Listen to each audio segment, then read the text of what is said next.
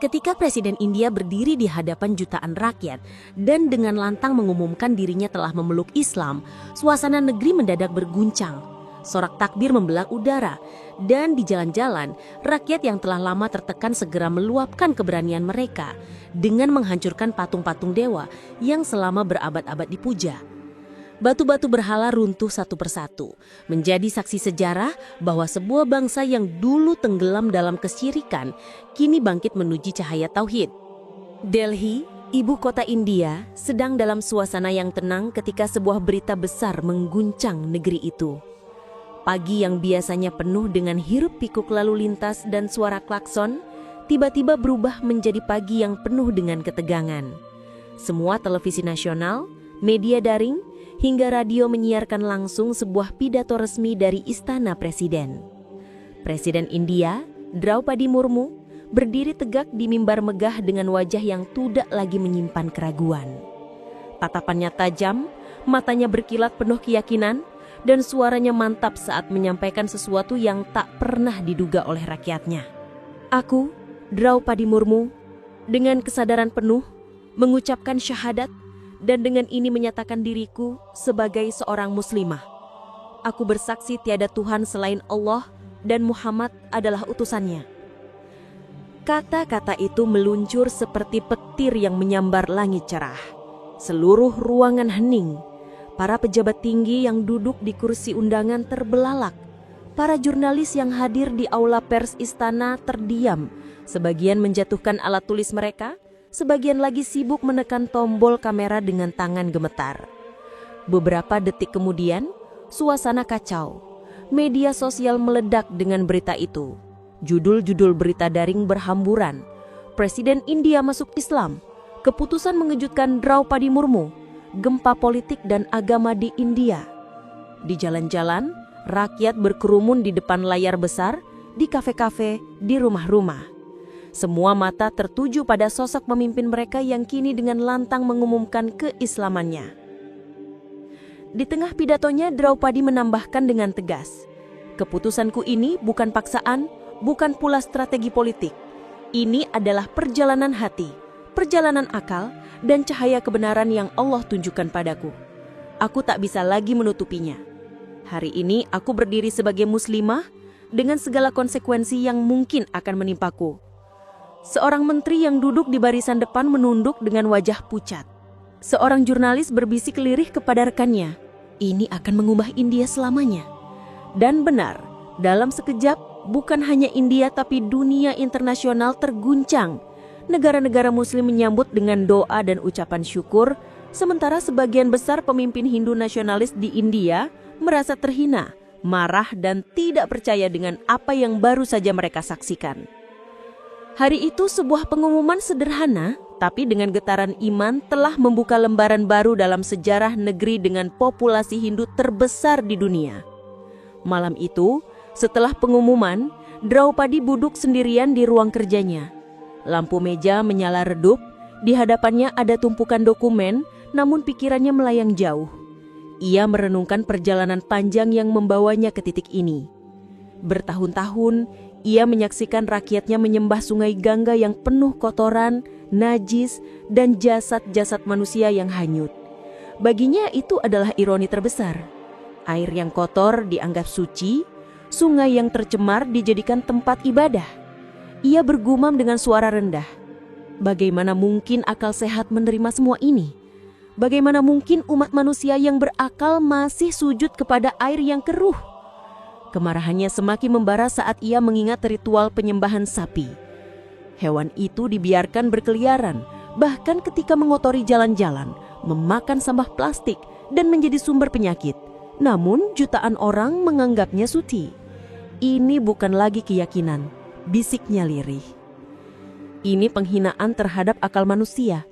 Dalam sholat malam pertamanya sebagai seorang muslimah, Draupadi menangis. Air matanya menetes, membasahi sajadah sederhana yang baru diberikan oleh seorang ulama yang membimbingnya. Ia bersujud, mengadu kepada Allah dan memohon kekuatan untuk menghadapi badai yang akan datang. Ketika bangun dari sujudnya, wajahnya memancarkan cahaya. Ia tahu, kini ia harus berkata lebih keras, tidak hanya menyimpan amarah itu di dalam hati. Beberapa hari kemudian, Draupadi kembali berdiri di podium. Kali ini suasana jauh lebih tegang. Ribuan massa berkumpul di luar gedung parlemen. Sebagian marah, sebagian penasaran, sebagian lagi penuh harapan. Dengan lantang, ia berkata, "Rakyat India, aku tahu kata-kataku akan membuat sebagian dari kalian marah. Namun aku tidak peduli. Allah memerintah kita untuk menyembah hanya kepadanya. Maka hari ini aku menyeru kalian semua. Tinggalkan penyembahan berhala, hancurkan patung-patung yang menyesatkan kalian. Jangan biarkan diri kalian terikat pada batu yang tak mampu bicara, tak mampu menolong, dan tak mampu memberi manfaat." Riuh rendah memenuhi ruangan. Ada yang berteriak menolak, ada yang meneteskan air mata tersentuh. Sebagian anak muda menatap satu sama lain, merasakan sesuatu bergetar di dalam jiwa mereka. Wahai generasi muda India, kalianlah harapan bangsa ini. Jangan biarkan warisan sesat ini menutup cahaya akal kalian. Bangkitlah, gunakan keberanian kalian untuk melawan kebatilan ini. Jangan takut, karena Allah bersama orang-orang yang berjuang di jalan kebenaran. Kalimat itu meledak seperti api yang membakar padang kering. Sebagian besar orang dewasa mungkin masih ragu. Namun para pemuda yang sudah lama merasa muak dengan tradisi usang yang menjerat mereka, mulai merasakan panggilan jiwa. Hari-hari setelah pidato itu menjadi saksi lahirnya gelombang kesadaran baru di India. Media sosial dipenuhi dengan diskusi, perdebatan, dan bahkan pengakuan dari kalangan muda yang mulai berani menyatakan diri meninggalkan penyembahan berhala. Di universitas-universitas, mahasiswa berkumpul membicarakan keberanian presiden mereka. Sebagian dari mereka mulai membaca Al-Quran secara sembunyi-sembunyi. Ada yang mencari masjid, ada pula yang mencoba belajar sholat dengan panduan daring. Seorang pemuda di Mumbai menulis di akun pribadinya, "Jika presiden berani meninggalkan tradisi sesat, mengapa kita harus takut? Sudah saatnya kita bangkit. Allah lebih besar dari semua patung di negeri ini." Postingannya menjadi viral.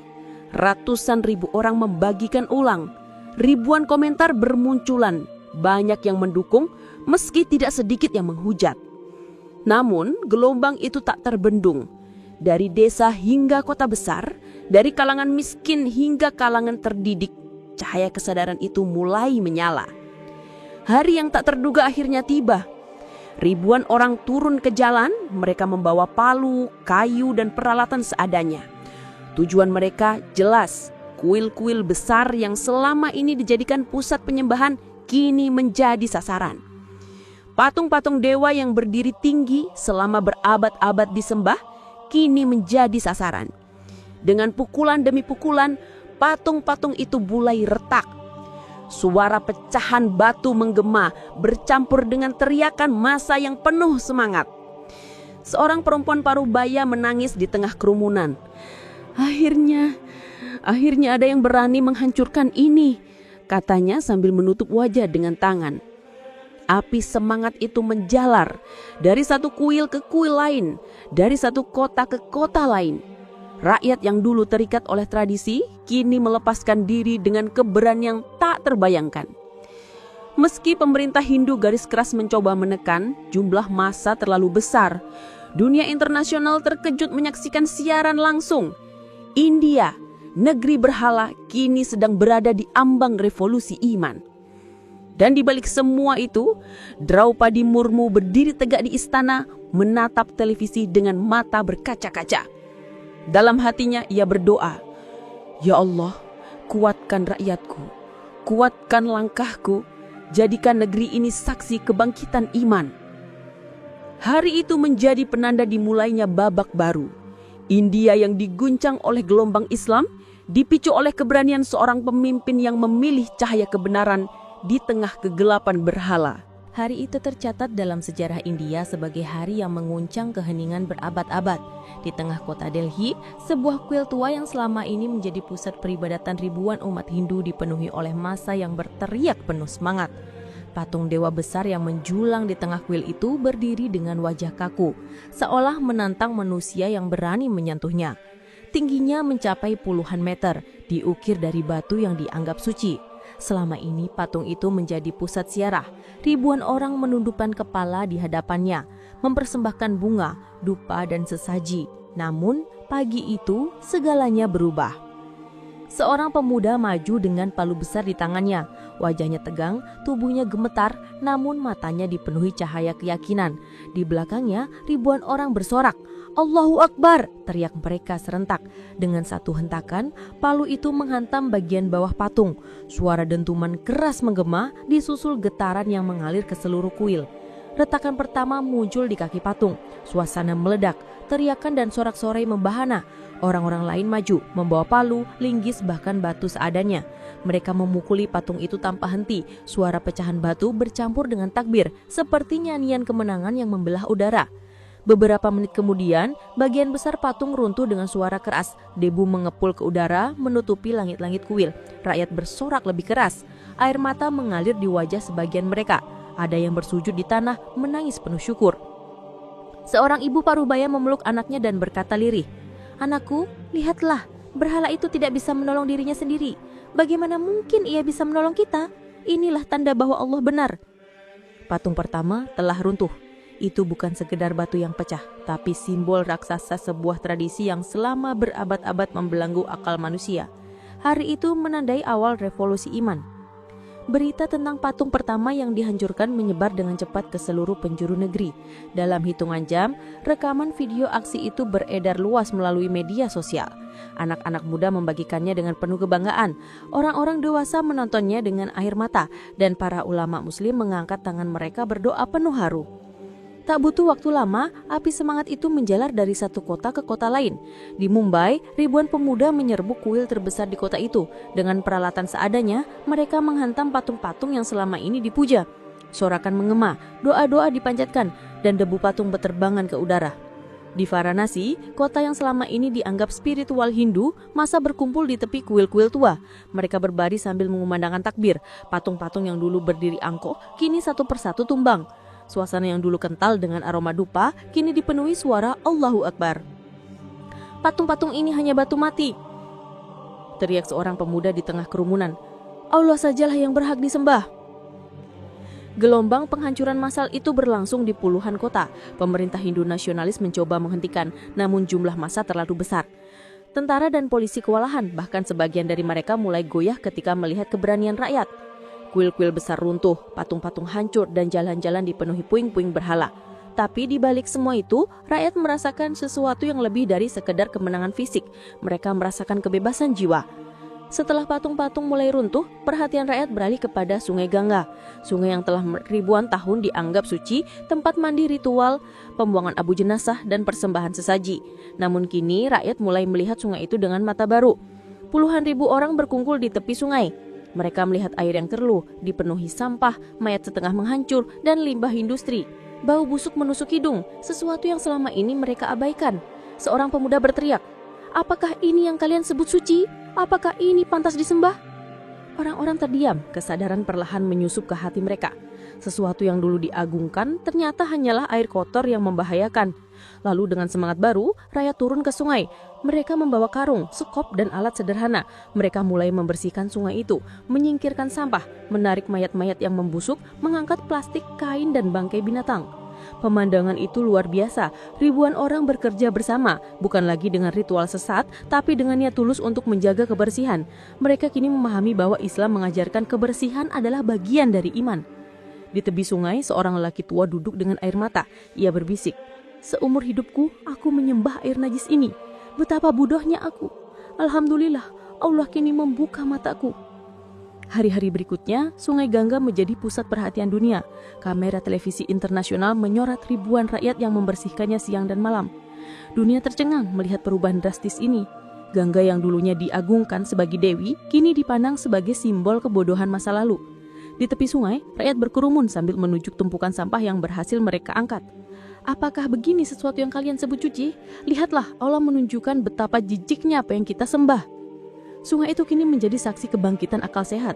Setelah dibersihkan, orang-orang mulai melihat airnya jernih kembali muncul di beberapa titik. Anak-anak berlari di tepi sungai dengan wajah ceria.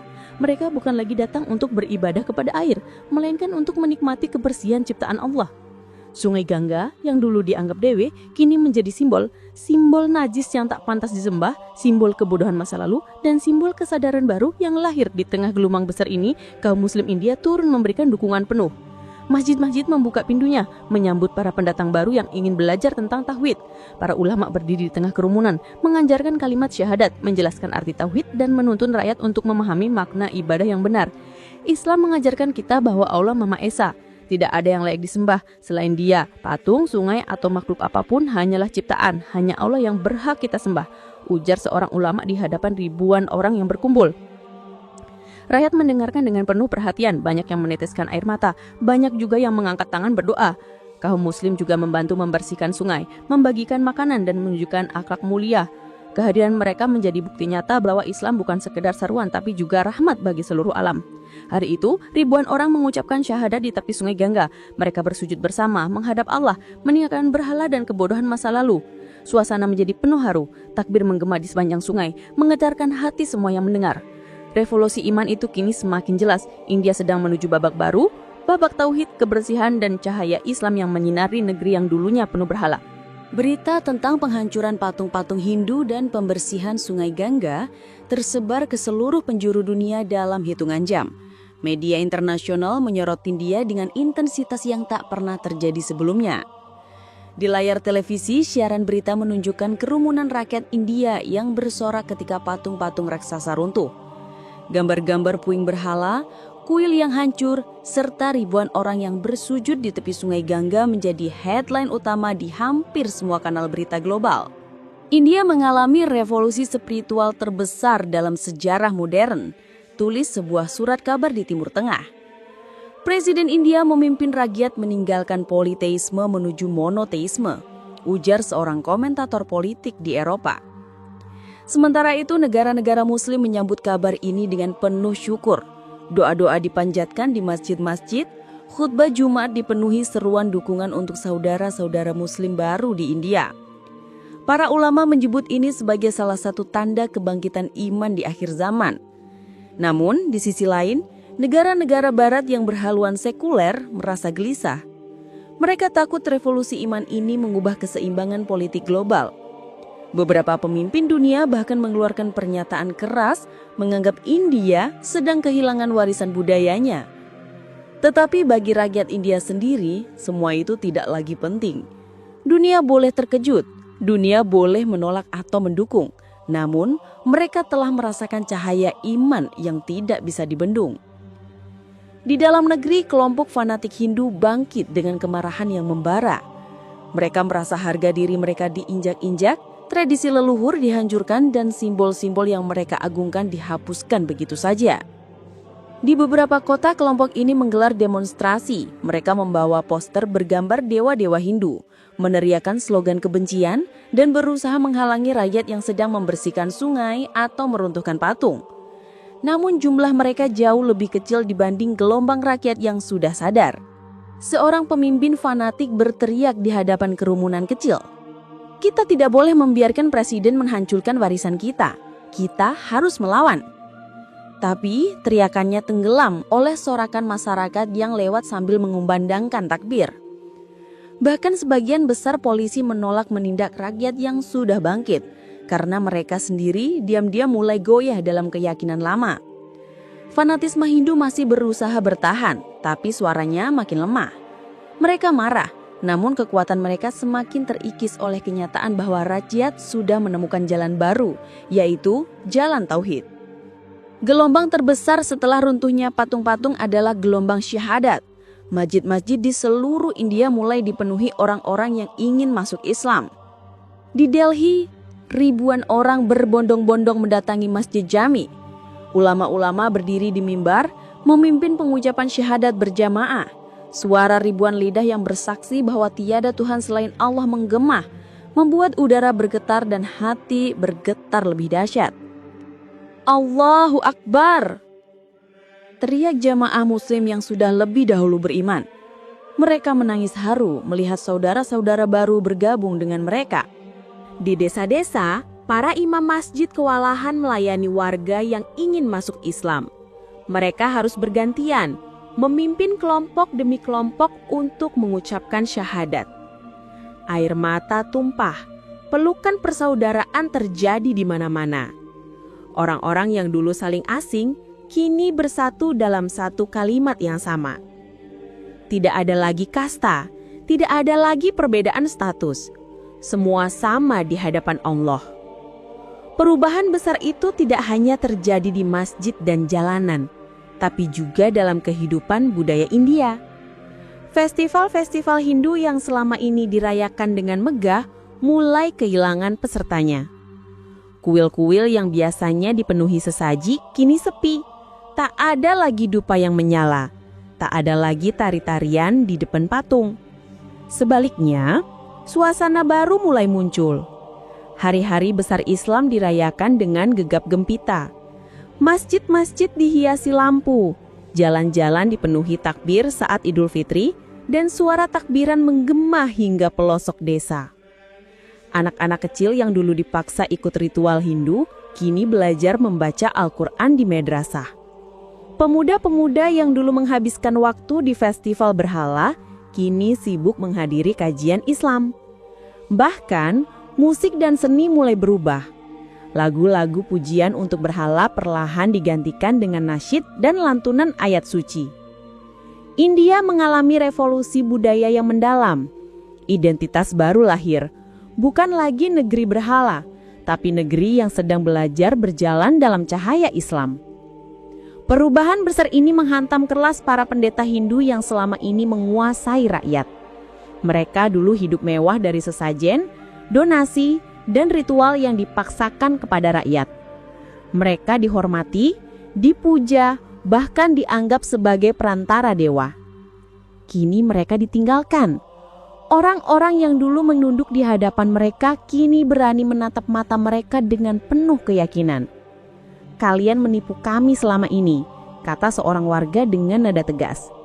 Kalian membuat kami menyembah batu, air, dan sapi, sementara Allah lah yang berhak disembah. Pendeta-pendeta itu kehilangan wibawa. Mereka berusaha mempertahankan pengaruh, namun sia-sia. Rakyat tidak lagi percaya. Di beberapa tempat, para pendeta dicemooh ketika muncul di depan umum. Sesajen mereka ditolak. Mantra-mantra mereka tidak lagi didengarkan. Bahkan, sebagian dari mereka akhirnya menghilang, mengasingkan diri karena malu. Kekuasaan spiritual yang mereka genggam selama beribu tahun runtuh dalam sekejap. Dan di atas reruntuhan itu, berdirilah generasi baru India yang lebih merdeka. Generasi yang memeluk Islam dengan hati penuh keyakinan. Gelombang besar penghancuran patung dan pembersihan Sungai Gangga menjelma menjadi simbol penyatuan rakyat India. Untuk pertama kalinya dalam sejarah modern negeri itu, jutaan orang yang dulunya tercerai-berai oleh kasta, suku, dan agama kini bersatu dalam satu tujuan, menegakkan tauhid. Di jalan-jalan, orang-orang dari latar belakang berbeda bekerja bahu-membahu. Mereka yang dulu berada di kasta rendah kini berjalan sejajar dengan mereka yang dulu merasa lebih tinggi. Semua perbedaan sosial lenyap di bawah kalimat syahadat. Allahu Akbar menggema di udara, bukan lagi slogan segelintir orang, melainkan suara jutaan lidah yang bersatu. Seorang lelaki tua berkata lirik kepada cucunya saat mereka ikut serta membersihkan runtuhan kuil. Cucuku, inilah pertama kali aku merasa benar-benar merdeka, bukan hanya dari penjajahan bangsa lain, tapi dari penjajahan berhala di dalam hati. Gerakan ini melahirkan identitas baru. Tidak ada lagi penyembahan batu, tidak ada lagi pengagungan sungai atau hewan. Rakyat India mulai belajar melihat diri mereka sebagai satu umat di bawah payung iman kepada Allah yang Maha Esa. Kota-kota besar India perlahan-lahan berubah wajah. Kuil-kuil besar yang runtuh tidak dibiarkan kosong. Rakyat dengan semangat gotong royong membangun masjid di atas bekasnya. Kubah-kubah megah mulai menjulang menggantikan menara-menara kuil. Suara lonceng berhala digantikan lantunan azan yang menggetarkan jiwa. Di Mumbai, bekas kuil raksasa yang dulu selalu penuh sesajen kini berdiri sebuah masjid jami yang mampu menampung puluhan ribu jamaah. Di Varanasi, kota yang dulunya pusat spiritual Hindu, kini dipenuhi madrasah dan pusat kajian Islam. Anak-anak yang dulunya disibukkan dengan ritual upacara kini mengaji di halakoh Quran. Pemuda-pemuda yang dulu menghabiskan malam di festival berhala, kini sibuk menghadiri kajian tafsir dan hadis. Transformasi itu terjadi begitu cepat, seolah seluruh negeri mendapat nafas baru. India yang dulu penuh asap dupa, kini dipenuhi lampu masjid. Tahun demi tahun berlalu, gerakan itu tidak berhenti pada satu kota, tidak berhenti pada satu gelombang. Ia terus menjelar hingga ke pelosok negeri. Patung-patung besar di kuil megah sudah lama hancur, kini patung-patung kecil di desa-desa pun digulingkan. Rakyat tidak lagi gentar, mereka tidak lagi takut akan kutukan dewa-dewa palsu. Sungai Gangga pun kini benar-benar bersih, tidak ada lagi mayat yang dihanyutkan, tidak ada lagi sesajen dilemparkan. Sungai itu kini hanya digunakan untuk kebutuhan sehari-hari, mandi, mencuci dan mengairi sawah.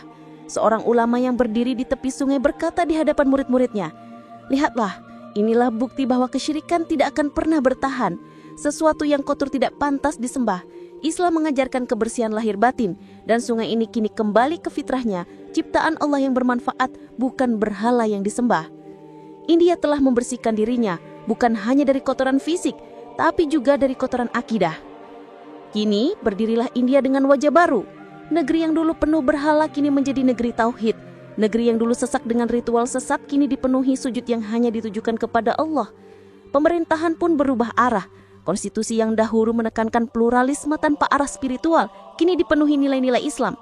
Hukum syariah mulai ditegakkan, keadilan ditegakkan tanpa memandang kasta. Ekonomi pun mulai berubah, riba mulai dijauhi, zakat menjadi sistem baru yang membantu kaum miskin. Keadilan sosial yang dulu hanya mimpi kini mulai terwujud. Rakyat India merasakan kedamaian yang belum pernah mereka alami sebelumnya. Tidak ada lagi konflik kasta, tidak ada lagi diskriminasi. Semua sama di hadapan Allah. Dunia menyaksikan dengan takjub, negeri dengan populasi terbesar di dunia yang dulunya dikenal sebagai negeri berhala, kini berubah menjadi salah satu benteng tauhid terbesar di muka bumi. Di tengah semua perubahan besar itu, nama Draupadi Murmu terukir dengan tinta emas dalam sejarah. Ia dikenang sebagai presiden yang berani mengambil langkah paling radikal, langkah yang mengubah seluruh arah bangsa. Dari seorang pemimpin biasa, ia menjadi simbol revolusi iman. Rakyat menyebutnya sebagai Ibu Tauhid India. Di buku-buku sejarah wajahnya terukir sebagai sosok yang membawa bangsa dari kegelapan menuju cahaya. Di akhir hayatnya, Draupadi Murmu meninggal dengan wajah tersenyum setelah menunaikan sholat malam terakhirnya. Ribuan orang menyolatkan jenazahnya, miliaran rakyat mendoakan kebaikan baginya. Namanya tidak hanya tercatat di lembaran sejarah India, tapi juga di hati umat Islam dunia. India pun dikenang selamanya sebagai negeri yang bangkit dari belenggu syirik menuju cahaya Islam, dipimpin oleh seorang wanita yang berani memilih kebenaran di atas segalanya.